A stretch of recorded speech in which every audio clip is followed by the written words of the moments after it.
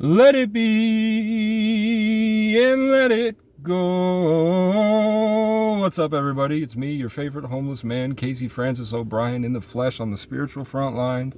And I'm just here to call. I'm called after a conversation with one of my subscribers, which was really nice. It definitely makes me want to open up my Bible more because it seems like Christianity's doing good for him. And he had said something. He said a lot of stuff. We had a back and forth.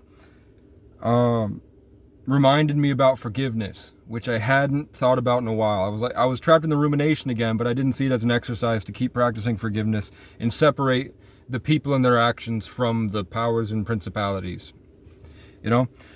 But he said something about visions of hell, and I felt called to share with you my experience in hell, because I've had one of those near-death things where you get stuck in hell and you see what it's really like. And there's a big story around it that proves God to me. So I'm going to share it. I got my needs met being an isolated, autistic, in the mountains, weird, not knowing social skills. I found those social skills by pickup artists on the internet, and I would turn my what should have been a formative childhood into game and getting myself to a position philosophically where I would be able to be the best version of myself and implement this really, really high level stuff from 40-year-old millionaires on the internet that taught me this stuff when I should have just been hanging out and having fun. And that evolved into me getting the education to and the ability to have a lot of fun in my life. And I became a sex addict because I would talk to these beautiful women. At first they would spit at me and fucking call me crazy and shit. But then eventually it was like girls running up to me my senior year and like playing with my shirt and like rubbing up against me and everything. I had gotten it because I had meticulously crafted this and I had learned the skills and I went out and did it. When I tell you I had savant syndrome. But that destroyed a lot of what should have been pure, I guess.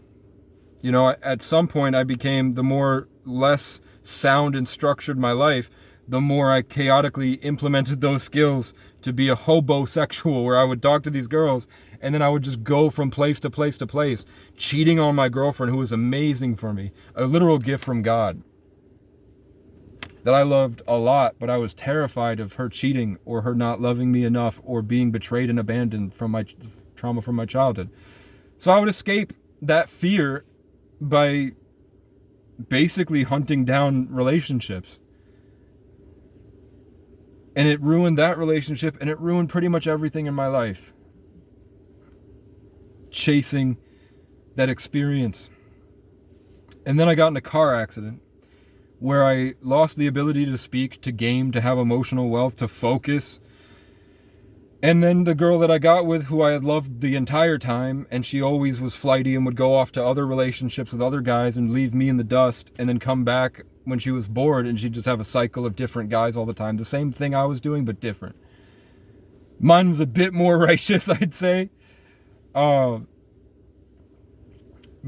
that was why I lost a little boy heart, and I was hurt. And then I went to a lot of different girls because she didn't like me enough to commit when I was 16 and she was 15. That's why I lost my virginity and dated this horrible girl and then went off a bunch of stuff, because she left me on red after hanging out with me for 3 days. Then later came back and we had this great date, but then she kept running away. And then she came back and we had this great stuff, and then she left, and then we came back and had even better stuff until my suicide attempt, which made her realize, oh fuck, I really actually really, really liked the guy if I lost him. So then we got together, but then the flighty nature, she went and cheated next week, and then I had already lost everything, and then I lost that, which caused me to whatever. So I was constantly building myself back up for the next year and a half, fighting off what people would call schizophrenia or a brain injury. Now that I'm functioning and articulate, nobody says that that's the case. But back then you could see there's something wrong with me. There's something wrong with the guy. He can't function. I can't move. I like black out and then wake up crying in a field in the rain. Something was wrong. And then when I got over that and I had done all this greyhounds across the country, made some money on the internet, done all this stuff, my first thing was like the most perfect thing to do was just go to Miami to meet the pickup artists. of everything I could have done in life with my potential. As soon as I got the freedom again, what was I doing? I was going back to have more sex with pickup artists. Autistic savants who turned social skills and relationships and sex into a science and became pro athletes in sex, I guess. And then probably just leaving them and going on to the next, and on to the next, and then justifying it however they do. For me, it was like I'm giving them a formative experience of how great it could be, and we go on an adventure, and then they're off on their adventure, and I go off on the next one. But really what it was is I'm going to go fuck somebody else now. And find someone, eventually I'll get the skills necessary to find someone I like the most out of all of them, so then I really know that I'm choosing instead of settling. But what ended up being the case is that I just wish that I had spent more time with the people that I was around instead of chasing. So when I went to Miami, nothing worked. I got the sleep paralysis when I was awake. I got a bunch of girls' numbers. I showed off my skills to the guy, but then I couldn't function. Like, spirit wouldn't let me follow through because I had a girl back home. I ceased functioning, but I was able to show off, and I actually led a training with a bunch of adults on how to do what I had mastered when I was a child because I had access to it young. So I was the only guy that didn't get with a girl except for like the really fat, narcissistic pieces of crap. I was the only one that didn't go home with a girl. So the pickup artist guy, whenever it was time for everybody to go home, he kicked me out. Because I had the opportunity to sleep with this hot girl, but then I backtracked, and then another pickup artist came in and got it. And I was like, I know that was God giving me the girl if I wanted. She was interested in me, and it didn't work out. Something stopped me. So then I'm just walking around alone in South Beach, Miami, and the first thing that happens is somebody walks up and blows smoke in my face, and it's like metallic, and it makes my whole fucking system weird. I'm like, did they put meth in the weed? What the fuck is this? This isn't, oh my God. And then there was this guy wearing all black, this like 40-year-old homeless guy that kept showing up everywhere that I went, and he would just sit near me. And I was like, I don't even want to talk to this. I would just ignore him, and he's like right there. Like, finally, I'm like a mile away down the beach by myself at this resort on the docks. And I'm sitting there and I'm like, I fucking failed. And I'm trying to find God again, and I can't. I'm like reaching up, trying to break out of the simulation and have the panic attack that I used to have, and then implement all the skills and competence I learned going through the gauntlet every day to just revive myself and get back in the game and keep going. At that point, I was just walking around saying, like, the first thing that comes to mind, I'm just going to say. And I ended up getting a lot of people like mad because I was just impulsive thoughting. But as I'm sitting there on the dock, a guy comes and sits next to me. I already feel him. I know who it is. It feels like the devil himself. And I can feel like when he spawns in the environment and then he just shows up again, I could feel it beforehand. I know it's something demonic and devilish. And he sits down and he goes, by the way, I'm here because you failed. You've seen me for the past couple hours because you failed. People only meet me when they fail what they came here for. And then I felt like everything in me had been taken and just gone. And the guy goes, and then I feel refreshed like a child again, and all the lights are brighter, but I'm not me anymore. And he was like, I just took all of your water, and I'm going to leave with your water. But I gave you new water, and I didn't have to give you new water, but I like you. And then he gets up and leaves, and I try to stand up, but it's like I have a new body. It's like I'm new to this realm again, like a toddler. So I walk 5 steps. I wasn't high. Someone had just blown it in my face, and it was weird. Like it wasn't a high or anything. But then I sit down for a second because I needed to catch my breath, and then I wake up the next morning. I had just passed out in a pile of dog shit. And I wake up to a cop being like, wake up. What are you doing? And I was like, oh, I went, and then the guy I was staying with, and he was like, is that weed? And there was just a little bit of weed next to me in a baggie. Someone had left me some weed while I was passed out. He was like, throw that shit away. So he didn't arrest me for having weed, but he had to do something. So he put me involuntary into a mental hospital. as I'm being wheeled into the mental hospital on the cart, I didn't freak out or anything, but it was just customary for some reason. He didn't put me in handcuffs. They put me in an ambulance. He assumed I was strung out on drugs or something, and I was just like waking up with the half brain injury. And as I'm going into the hospital, I pass out again. But I don't feel myself passing out. It's just a snap, and then my eyes open. And I was being wheeled through this hospital, but there was nobody guiding the cart. There was nobody there. It was just me, and the cart was moving. The lights were red. The walls were full of like this dark ooze, like blood, or like the Stranger Things mind flayer stuff. They wheel me in, and I can't move. I'm sleep paralyzed, and I hear this woman, this old lady going, "Haha, you're in hell. You're in hell. You're gonna be here forever. Forever." And I feel this pain and fear, and the things start writhing, like the walls start moving, and she's just like chanting in tongues, like chanting and all this crazy shit. Then they wheel me into the room, put me in the room, and it's dark, and I can feel demons just around me, and they're so happy they have like a meal. They're going to consume me, and I'm going to be empty, and they're going to leave me there in fear, no love at all, forever. And then I wake up again, and the lights are white and bright. There are people moving around again, but I feel like nothing's real still. I only feel like one person out of all the people was a little bit real. But there's an old woman that I can't see out there somewhere in the other room, and I'm in the emergency room here. It's like a sectioned off section where there's only 2 rooms, and there's one woman in the corner crocheting, I think, because I can hear the knitting needles, and she's going, I woke up to her going, "Jesus loves you. Jesus loves you." And then a girl goes in, and she's pretty attractive, and she goes into the mental room next to me, and all I'm thinking about is how I'm going to game her. Not really how I'm going to game her. I'm thinking about the approach. How do I show that I'm cool, and there's a lot of cool things I can do, I'm a good guy, and get in with skills, I guess, like sell the thing and like flirt with her so that she's interested and pursue sex in the future because I think she's attractive. That's where my mind is after all that experience, the only thing I can think about is reorienting to that. And then the one guy I felt was real gets up, and I didn't see who it was. I just felt the presence of somebody more real than everybody else, like an older soul or something.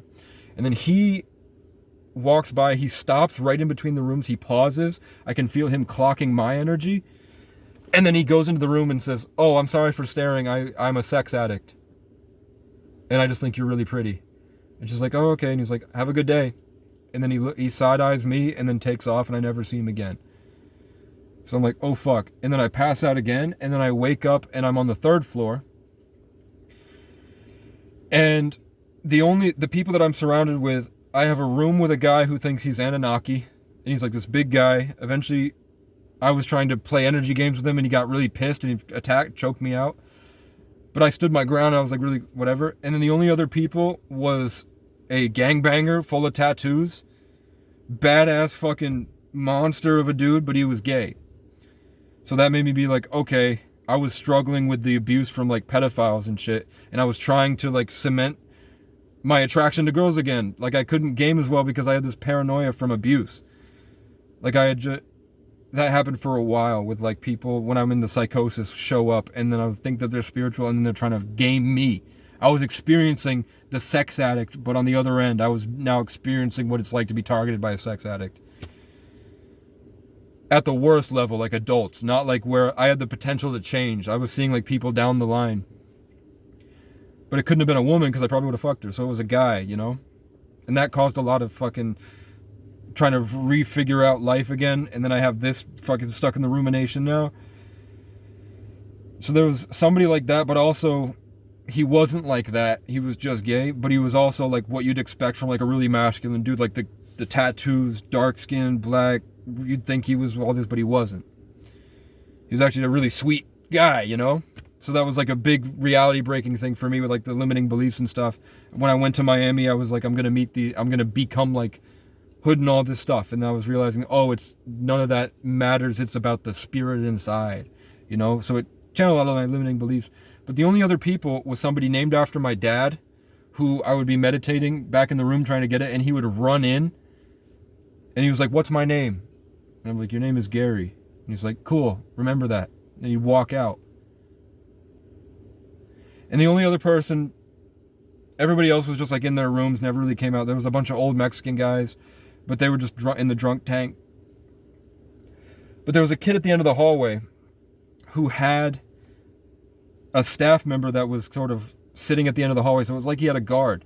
When people would do all the spiritual games and stuff, it didn't affect that kid. He was protected in there because he had the staff member there.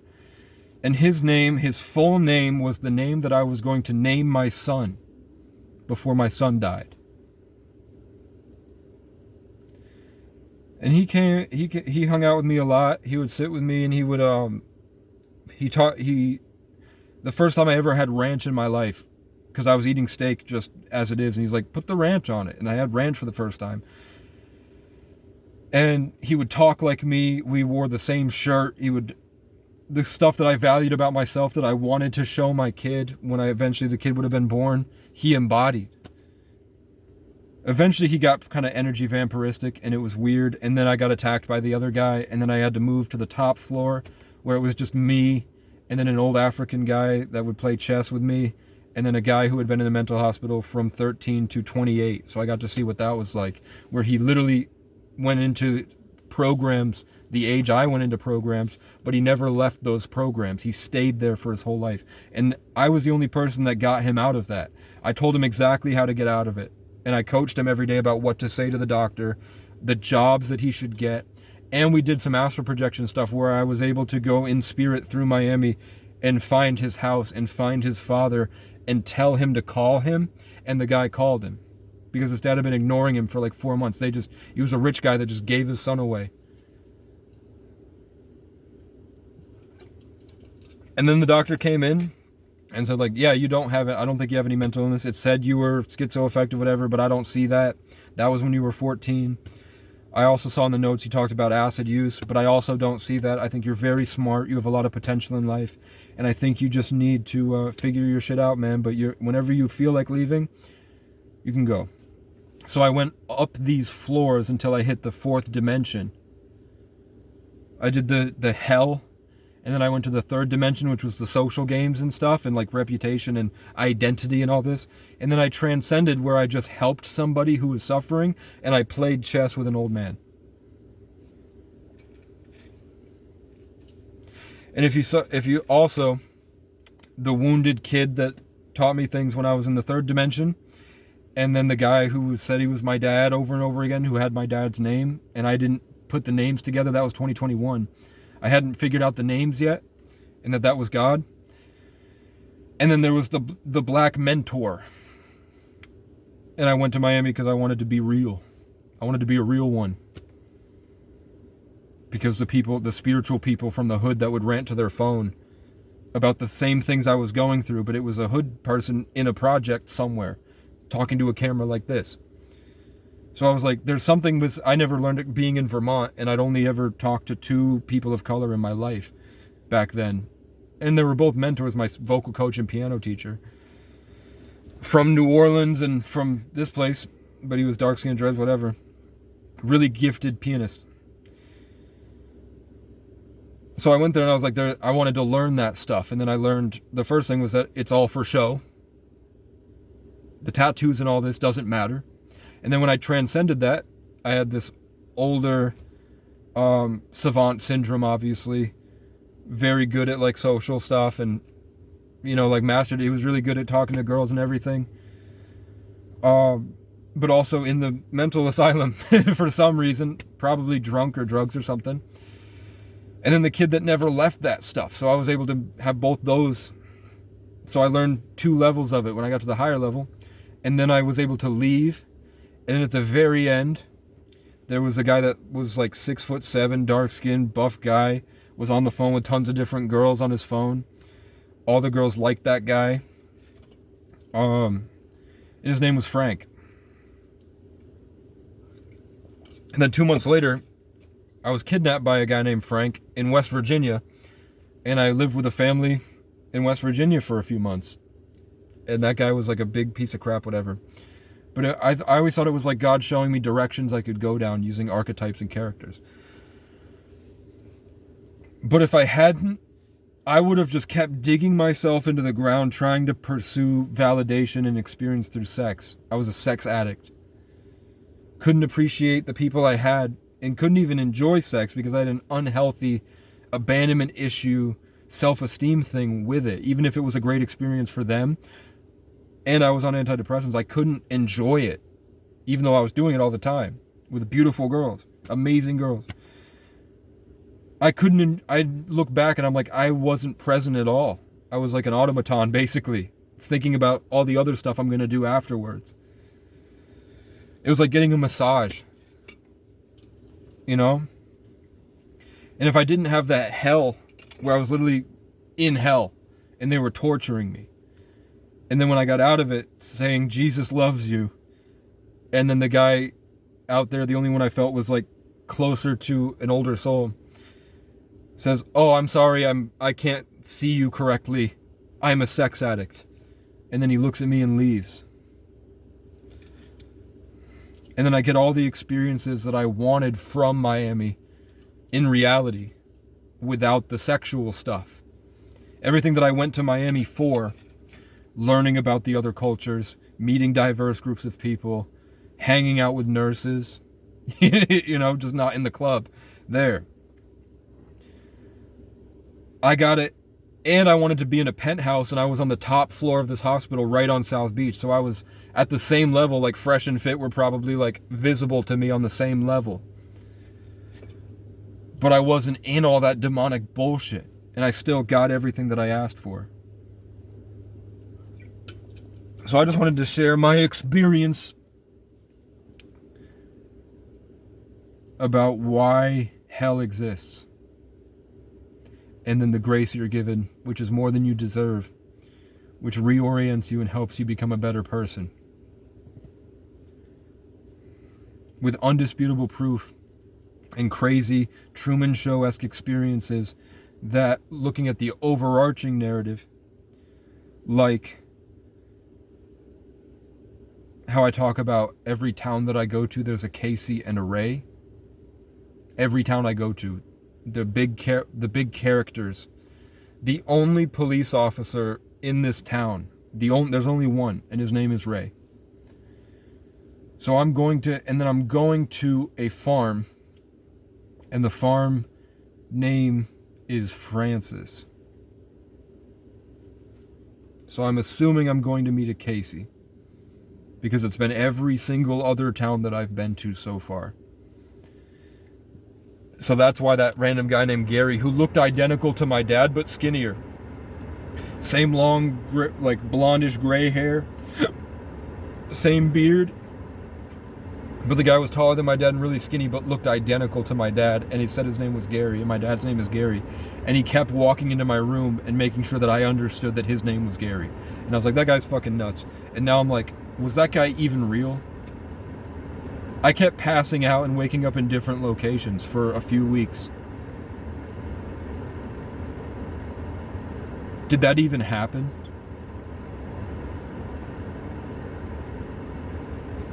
The kid who got me through it was the same name as my son that died.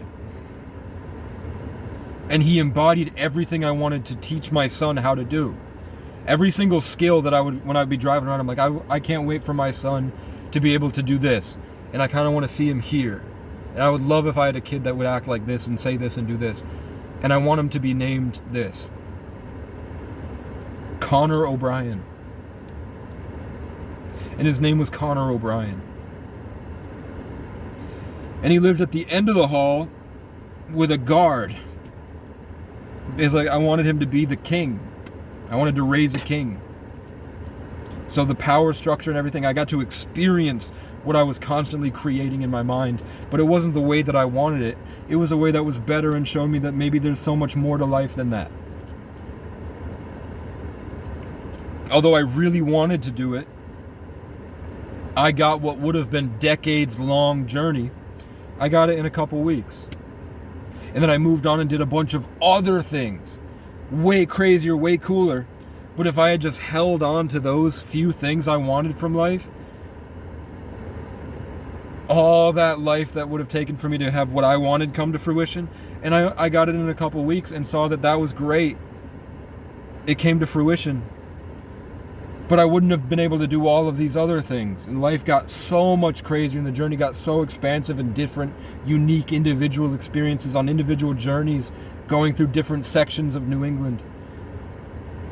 Like the 2022, the homeless journey, all of that happened a year later. Exactly a year later. Exactly a year later was my homeless journey.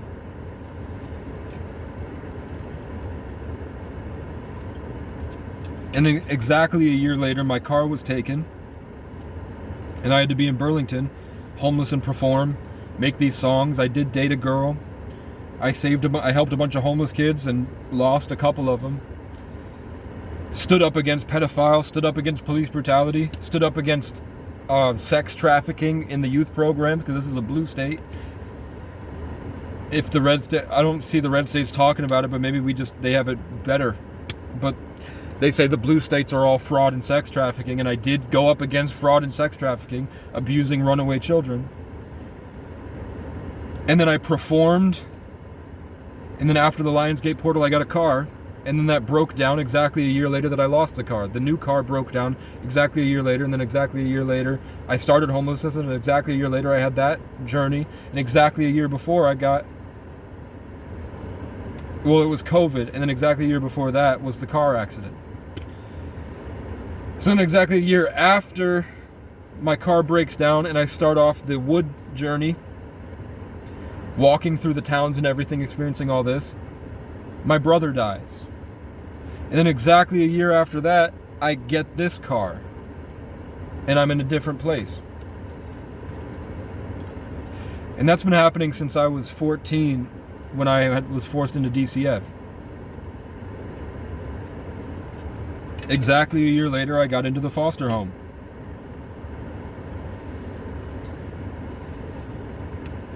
And then exactly a year later,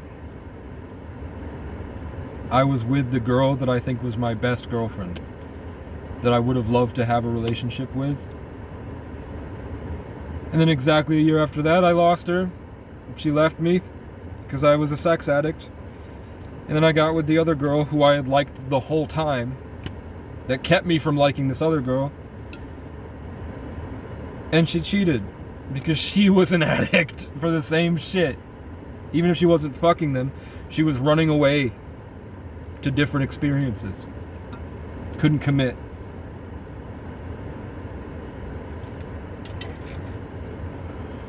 And that's a Capricorn into Aquarius every year.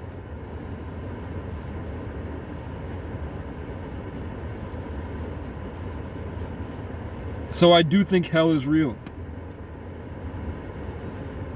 And I think that it is a punishment if you keep going the wrong way. You keep holding on to the wrong things.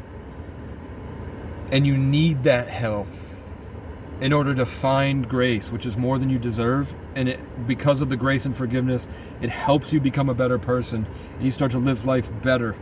It frees you of sin and restarts you. So you don't waste your life. And it seemed to me like there was a big potential for that to be permanent. At some point the clock runs out. And maybe you're cast there until you're completely lake of fire cleansed, and then you go back.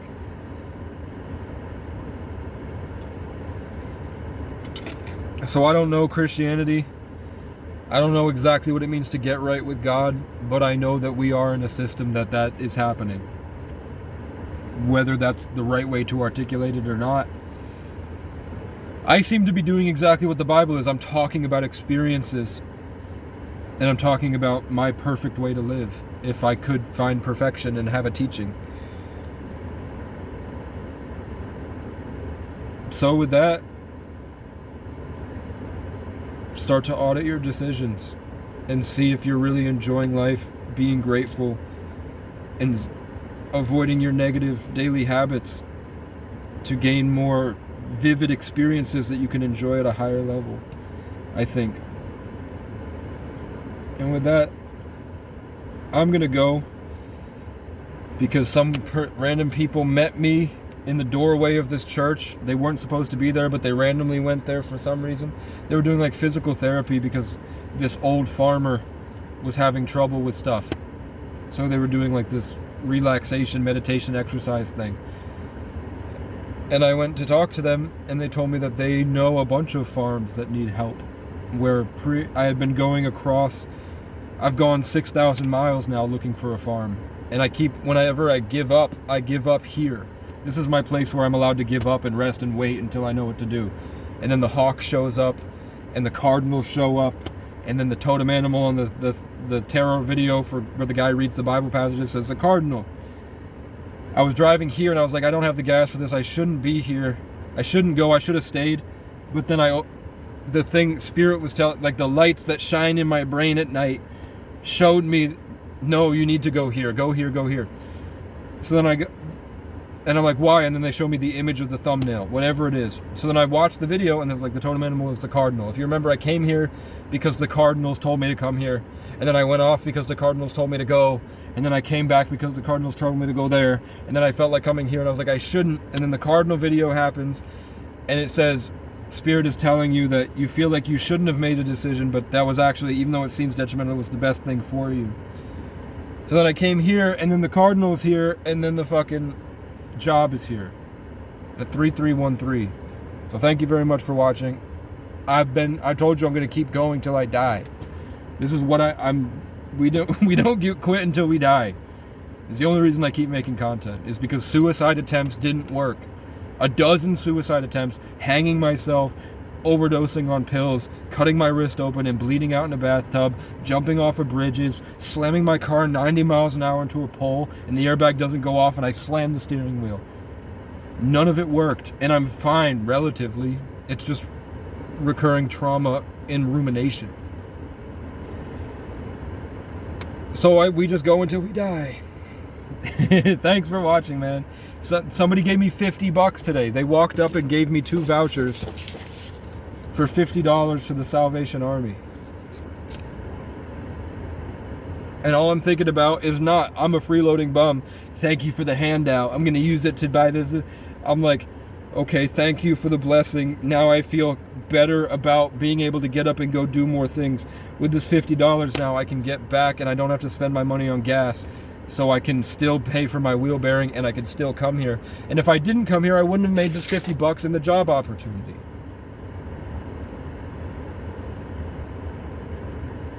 So I don't know what to do. But the advice that I give to people that tell me the same thing, I don't know what to do, is I'm opening up potential for me to do more things, and I'm trying out different things so I know what I don't like and what I do like, so when the time comes, I feel more compelled, and it feels a better, brighter experience for me to do things. Even if my life purpose is literally just to struggle, suffer, and adventure, going from the bottom to the top as an ascended master in a bunch of different ways, and just gain more gratitude and enjoyment of life, and then slowly accumulate resources to be able to get myself more experiences once I've gotten over and the experience I'm going through is boring. I went through the wilderness journey. When I was done with the wilderness journey, and I went to go perform on stage, and I couldn't do it because of energy vamps and toxic narcissism and people with bad habits destroying the spirit. And then I performed for Celtic artists, and I couldn't do it because I felt destroyed. And then I realized I would have rather been in the woods anyway. I didn't really want to live in the castle. I wanted to live in my own castle. I didn't want to get into somebody else's stuff. I wanted to get into my own thing. I didn't want to make the thing... Really what it was is that I couldn't be able to do the things I wanted to do because of all these reasons. So it was showing me that that wouldn't be possible right now. But I at least got to perform the songs. I got to play a better guitar. I got some showers.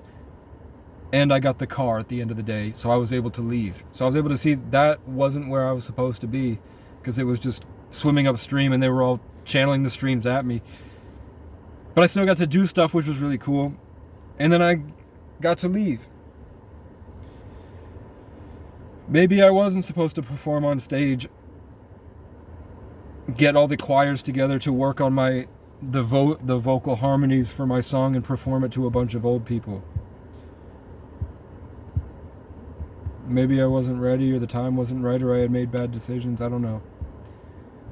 But I was literally guided out of that where if I go somewhere I'm not supposed to, I am literally bothered and forced out of those places. You saw the past week, if you got this far, when I left this place again and went back, everywhere I went, I was bothered every day, all day, until I couldn't function. And then I came here and gave up again, and the Cardinals, and I'm blessed, and the thing's telling me, you were supposed to be here the whole time. Every time I leave to go tell you, I'm not a freeloading bum, I'm gonna go do it. I swear to God, I'm gonna go do it. And I go do it, and I fight, and I do it, and it doesn't work, and it's just bam, bam, bam, bam. Which is what the guy told me about his life was happening. So it was cool.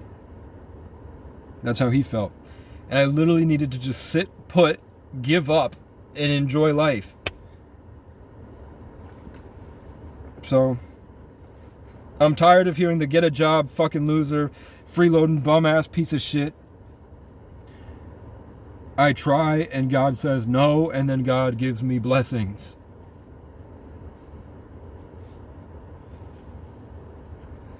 Maybe I'm so far from a freeloading bum that I need to be forced to literally accept handouts. Maybe the problem is that I can't receive help.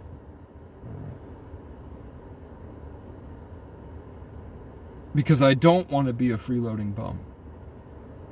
Which would make all the hate comments and shameful shit the devil. Which makes sense to me.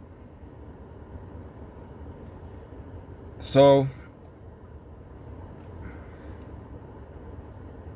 I'm just going to enjoy being here. And when I feel called, I did get a couple suggestions for people that have the same names. So that same name of the family, the person's name is Jesus, and their last name is this ancient Irish name that was in when I was born, when we had the triplex in the kingdom with the 30 cabins before it was burned down and taken from us, and the tenants didn't pay rent, and we lost it. Before it was ruined, it was me and my dad and the people with this last name. And the people, every year somebody with that last name comes and helps me a certain way. Like some guy gave me money and defeated the people that were demonically charged that were attacking me all day. Sometimes it was people that fixed my car for free. Sometimes it was people that were just a friend that I needed to talk to at the time when I was alone. But now at the same time of the year, in the next cycle, somebody with the name that means Jesus, with that same last name, some person was like, you should talk to this person who's at this church up here. And I couldn't go there, and I had no ability to go there until somebody gave me gas and a job offer. Maybe. So I just get up and I keep going. Thanks for watching.